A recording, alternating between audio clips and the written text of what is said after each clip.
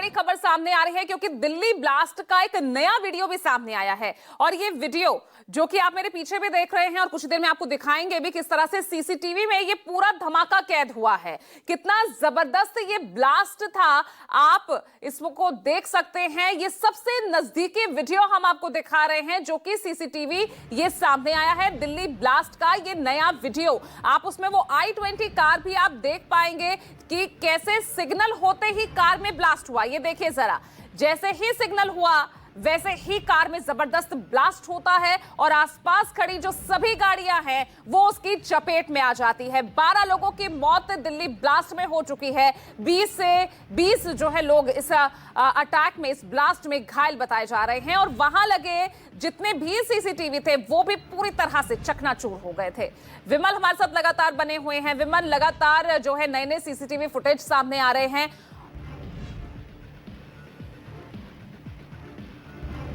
और आप देख सकते हैं कि किस तरह से इस वीडियो में साफ दिख रहा है i20 कार भीड़ उस जो है पूरे ट्रैफिक, यहां पर भारी संख्या में जो वाहन खड़े हुए हैं किस तरह से बीच में वो गाड़ी खड़ी है और आसपास के वाहनों को अपनी चपेट में ले लेती है जैसे इसमें ब्लास्ट होता है। विमल हमारे साथ लगातार बने हुए हैं। विमल, एक बार लाल किले के आसपास की तस्वीरें भी आप दिखा दीजिए। क्या माहौल इस वक्त है? क्या इस वक्त भी जांच लगातार जो टीम्स हैं वो मौके पर मौजूद है? प्लस इस वीडियो को लेकर क्या जानकारी, क्योंकि ये तो बहुत ही क्लियरली सब कुछ दिखा रहा है कि किस तरह से ये ब्लास्ट हुआ, आसपास के वाहन कैसे चपेट में आए, वहां लगे सीसीटीवी फुटेज वगैरह जो सीसीटीवीज थे वो भी चकनाचूर हो गए।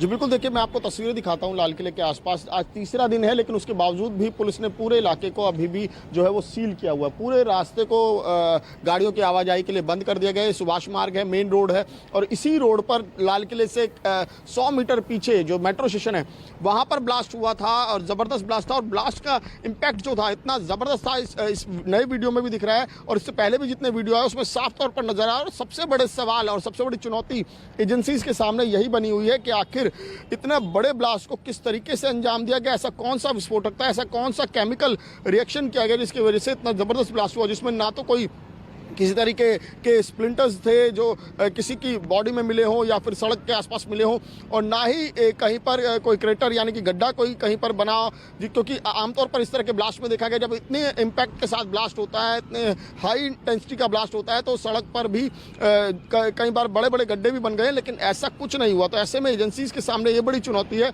हालांकि डॉक्टर उमर की डीएनए रिपोर्ट तो आ गई लेकिन अभी जो फॉरेंसिक रिपोर्ट है एक्सप्लोजिव को लेकर वो अभी तक नहीं आई है कि आखिर किस तरह का एक्सप्लोजिव था, किस तरीके से ये इन्होंने बम बनाया था जिसको ब्लास्ट करके इतना जबरदस्त इम्पैक्ट हुआ। लेकिन एक तस्वीर और साफ हुई है कि जब ये गाड़ी जो है i20 कार जब लाल किले के आसपास दिखाई दी तो उस गाड़ी की तस्वीर में एक चीज नजर आ रही है कि गाड़ी पीछे से बैंड है, यानी कि गाड़ी की पिछली सीट पर या पिछले हिस्से में बहुत ज्यादा भारी चीज रखी हुई है या फिर ये कह सकते हैं कि विस्फोटक बहुत ज्यादा मात्रा में रखा होगा, 300 किलो या उससे ज्यादा, क्योंकि तभी गाड़ी ऐसी होती है जो पीछे से बैंड हो, गाड़ी पीछे से दब कर चले।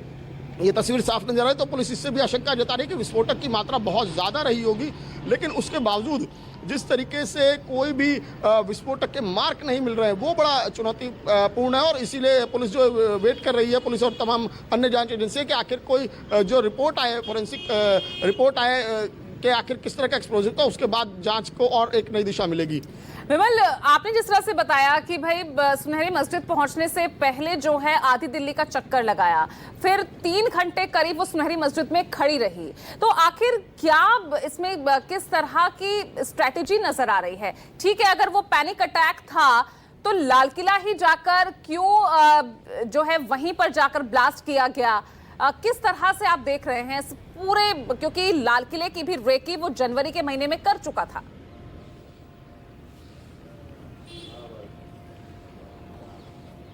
जी बिल्कुल, देखिए क्योंकि जांच एजेंसियां ये मानकर चल रही हैं कि ये फिदाइन अटैक किया गया तो जाहिर तौर पर उसको कोई ऐसी जगह तलाश नहीं थी जहां पर मतलब अच्छी खासी भीड़ हो। लेकिन सवाल इसलिए भी उठ रहे हैं क्योंकि एक तरफ से वो अगर फरीदाबाद से बचकर भाग रहा था पुलिस से, तो दूसरी तरफ वो ऐसे हाईली सिक्योरिटी जोन में, हाईली रिस्की जोन में आने का रिस्क उसने क्यों लिया? उससे पहले शायद वो दिल्ली के अलग अलग इलाकों में घूमता रहा लेकिन उसे कोई ऐसी मुफीद जगह नहीं मिली जहाँ पर वो अपने इन मंसूबों को जो है अंजाम दे सके। और उसके बाद जब वो यहाँ पर पहुंचा और उसके बाद भी यहाँ पर उसने 3-3.5 घंटे इंतजार किया। इसके पीछे की एक वजह यह भी हो सकती है क्योंकि पीक आवर्स का जो समय है और खासकर क्योंकि सोमवार को लाल किला बंद रहता है, तो ऐसे में लाल किले के परिसर में भीड़ नहीं थी, लेकिन उसके बाहर क्योंकि चांदनी चौक का इलाका है और ये पूरा पुरानी दिल्ली का इलाका है, तो अक्सर क्राउडेड रहता है, यहाँ पर बहुत ज़्यादा भीड़ रहती है। तो करीब शाम को जब 6:52 पर ब्लास्ट हुआ तो उस दौरान क्योंकि पीक आवर्स थे तो ट्रैफिक भी बहुत ज़्यादा स्लो मूविंग था, तो ऐसे में इस ब्लास्ट को अंजाम दिया गया। यानी कि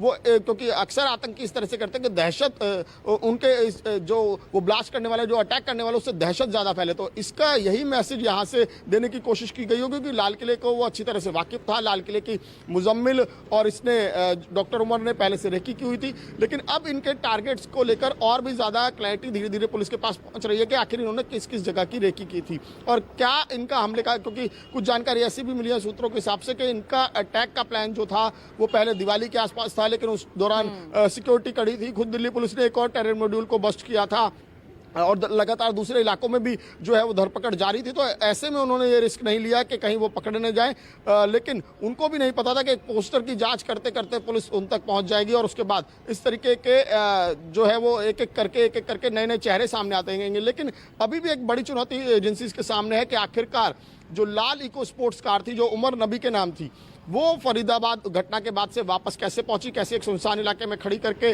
और वहां से जो है कौन लोग थे जिन्होंने गाड़ी खड़ी की, और गाड़ी की लगातार पिछले कई घंटों से जांच चल रही है। चाहे एनएसजी के एक्सप्लोजिव एक्सपर्ट हो, एनआईए की टीम हो और जो दिल्ली पुलिस के लोग हैं वो भी पूरी जांच कर रहे हैं कि गाड़ी में आखिर क्या कुछ सस्पिशियस तो नहीं है, गाड़ी में रखा गया और बाद में निकाल लिया गया, तो तमाम चीज़ें बगैर मीडिया को गाड़ी से दूर रखा गया। लेकिन ये जरूर है कि अभी भी पुलिस के लिए चुनौती बना हुआ है कि आखिर इस टेरर मॉड्यूल के, इस टेरर नेटवर्क के अभी भी कितने लोग हैं जो अभी भी खुले घूम रहे हैं। चलिए ठीक है, बहुत बहुत शुक्रिया आपका विमल इस तमाम जानकारी के लिए।